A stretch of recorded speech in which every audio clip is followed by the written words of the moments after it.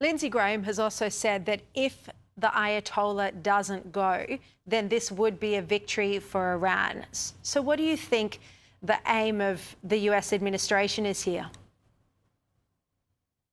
Well, they're quite clear that they want the Iranians to do something the Iranians have said they will never do. They want Iran to give up enrichment of uranium, and they want Iran to give up their nuclear program. Iran has said that's something they just will not do, but they're open to some kind of compromise. But the regime, the Iranian regime, knows if they show weakness now to America, that will only energise a lot of the Iranian people that want to get rid of the regime. So I think the Iranian regime is going to stay hard and will be willing to soak up American strikes to stay in power. You know, you just said a moment ago that the US is still getting its assets, its military assets in place in the region, including a second aircraft carrier. Do you think the president has made up his mind but is still getting the infrastructure in place, or do you think he is still undecided at this point? I think he's open to a surprising change in the Iranian position, but he can't really expect that. Maybe he thinks that this overwhelming US military power he's putting there will change the Iranian regime's mind.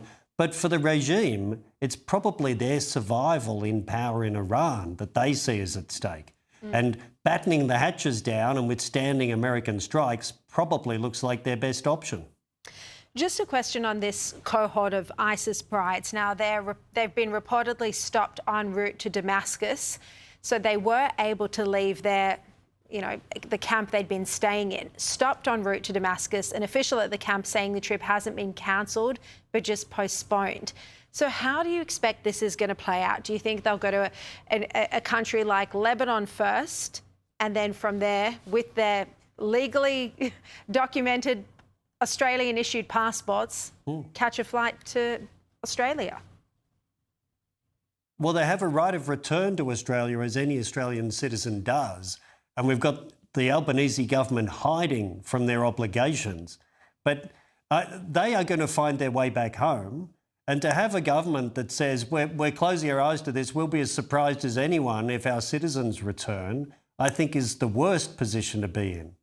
There are 23 children in this group. And Scott Morrison said back in 2019, children shouldn't be punished for the crimes of their parents when he repatriated some children from Syria.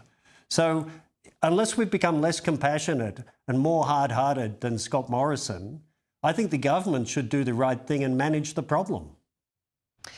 Well, out of those 23 so-called children, 3 are teenagers, so not children in the strict sense, teenagers.